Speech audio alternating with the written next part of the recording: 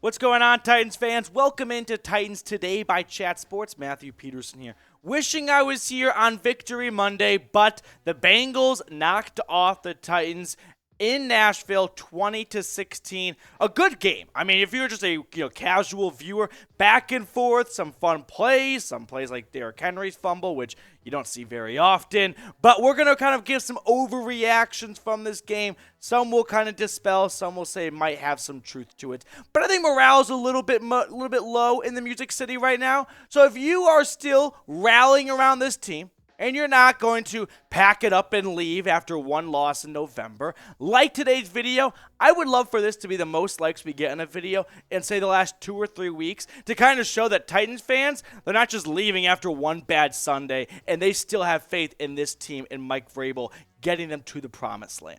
But we have some overreactions. Let's start with number 1. This was an embarrassing loss. I think it's accurate. I don't think this is an overreaction. I think this was an embarrassing loss for the Titans on a couple of fronts. It's not that the Bengals suck. It's not like you just lost to the Texans at home. That's not why it's embarrassing. But you lost to the Bengals without Jamar Chase and without Joe Mixon. I mean, Cincinnati came into this game thinking we were hopeful we get Jamar Chase back. It's looking like it'll be next week, but we're down our starting running back, who, has been cheeks this year. But still, if you're Cincinnati, you felt like you were going in really shorthanded. And T. Higgins, he showed why he is one of the best wide receiver 2s in the NFL. I mean, he would be a wide receiver 1 on Tennessee by a mile. But against the Titans, 7 grabs, 114 yards, a touchdown to go along with it, and then Samaje Perine. I mean, filling in for Joe Mixon, pretty serviceable day. I know it's only 58 yards, but on 17 carries, a touchdown. I mean, the understudies filled in big time for the Bengals. And that's why it's an embarrassing loss, because you let a team that was missing their number 1 wide receiver, their number 1 running back, come into your home and knock you off. And it's not just any team, by the way. We're talking about the Bengals here, right? The Bengals are the team that, of course, we all know was standing in the way of the Tennessee Titans going on a postseason run last year. Now, the Bengals replacements, like I've been talking about. Higgins, he is very good. But how do you let a wide receiver 2 and a running back 2 just really take off like that? That is not something you want your own team to see, right? If you're a fantasy owner for T. Higgins, you got no problem with it. But not when it comes to your house and they knock off your team and you're like, you know what, we came in shorthanded and we beat you guys up a little bit. That is where it can be an embarrassing loss on that side of things here. Now, if you want the Titans to bounce back and you're superstitious, right? You don't have to be Michael Scott superstitious, but if you are a little bit stitious and you want to see them win next week, subscribe to Titans Today. Let's sub for dubs and let's turn this mojo around and get ready for Week 13. Ryan Tannehill against the Bengals was pedestrian, in my opinion. 22 for 34, 291 yards, no touchdowns. Maybe there could have been one if Chig held on in the third quarter.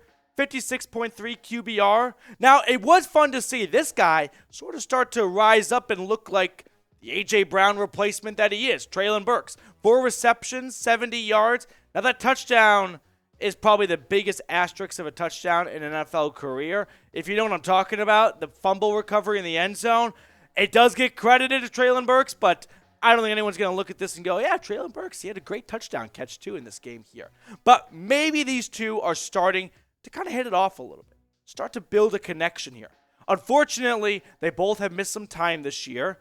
And whenever you're a rookie, you're always going to be a little behind the 8 ball in your rookie year. And also, remember Treylon Burks, he had some mysterious injuries and things that kind of kept him out of OTAs and training camp and preseason at times. But hopefully, these two can really start to build a connection for not just the future, but the last third of the season and get hot at the right time here. Now, like I said, there were some bonehead moments, though, right? Chig in the third quarter with an opportunity to at least pick up the first down, maybe even get 6, take the lead for the Titans. And what was a back and forth game, right? Where the Titans and the Bengals, it was just kind of body blow to body blow. There wasn't really a knockout punch until the bonehead play from Kevin Strong. This just ticks me off because in the waning minutes of a game, you have to know the rules more than any other situation, right? You have to know the circumstance of we have burned all of our timeouts. We have pitched our tent, and we are going to make a stand right here, force a field goal, and give our offense a chance to go down the field and tie the game. Instead, Strong runs into the long snapper, which I don't care if you think it's a soft call. You can't do it. It's not something that's really up for debate. It's black and white. The long snapper, he's Switzerland. Leave him alone. And what does he do? He runs right into him. First down, game over. We've got more overreactions to check out in just a moment here, but we do have an awesome holiday deal on sale too over at Fanatics. So go to chatsports.com/Titans-shirt. I'll put that link in the comments and the description of today's show, and get yourself or a loved one this awesome Tennessee Titans t-shirt that is on sale. Do not put off holiday shopping. Get ahead of the 8 ball. Be stress-free as we get closer to Christmas in this holiday season, which is already at our doorstep, and get your gifts today. Chatsports.com/Titans-shirt. All right, next overreaction here. Do the Bengals have the Titans number? I have maybe, but after the first 6 or 7 minutes of this video, I'm going to bump that up, actually. I think it's probably accurate at this point. Mike Vrabel is 0-3 against the Cincinnati Bengals after my hardcore research. With a minimum of 2 games played, that is his worst record against any one team. Derrick Henry against the Bengals, he had that great screen pass, but he was pretty contained for most of the day on the ground. 17 carries, 38 yards, only averaging 2.2, a long of 9. Cincinnati, which has not been known for a run-stopping gauntlet of a team, they contained 22 the King. In fact, Derrick Henry's last 2 games against the Bengals, which is week 12 yesterday, and then you go back to the playoffs last year, gets to average over 3.5 yards per pop. 62 carries. Now, that was a special circumstance last year. He was, of course, coming off the foot injury and was probably not even close to 75%. But the Bengals, they have kept Derrick Henry in check. For whatever reason, it's kind of like pitchers and batters in baseball where some of the best just can't get past some arms in the MLB. Derrick Henry, there is some kind of wall when the Cincinnati Bengals or the Bayou Bengals, whatever the Joe Burrow's crew up in Cincinnati is called, comes to town or in Cincinnati, Tennessee just can't get over it. Titans 20-16 and 19-16 in the last 2 games. So be honest with me. Do the Bengals have the Titans number?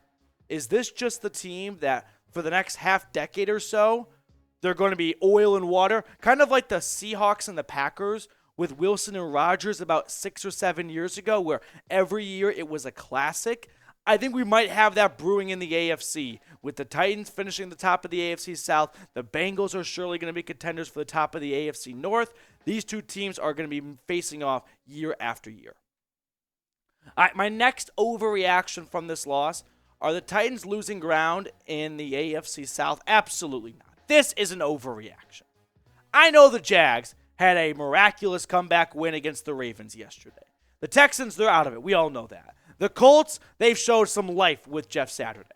But just pause for a moment. The Titans are not losing the AFC South. They are not losing ground in the AFC South, okay? The Colts, they've got Monday Night Football against the Bengals, and that could be a win. That could get them to 5-6-1. But the Titans are winning this division. You can sleep just fine at night knowing this division is not going to be given up, and it's not going to have a late comeback heroics from Trevor Lawrence or Matt Ryan and the Colts. You can old takes expose me later on if you want, but you won't have to because it's not happening. The Titans, they've already won the division in my eyes. I don't see a way they lose this year. But let me know. Not just division, but overall kind of playoff look ahead here. Are you worried about the Titans' playoff chances? I'm talking about like what they can do in the playoffs, right? Not just making the playoffs. Scale it 1 to 10 for me if you are starting to raise a little bit of panic after, well, for sure, a great winning in Green Bay, but some AFC losses like the Bengals most recently. Let me know in the comments section below. That is going to do it for us on today's edition of Titans Today. Going to sign off. We'll see you guys later with more Titans news and rumors.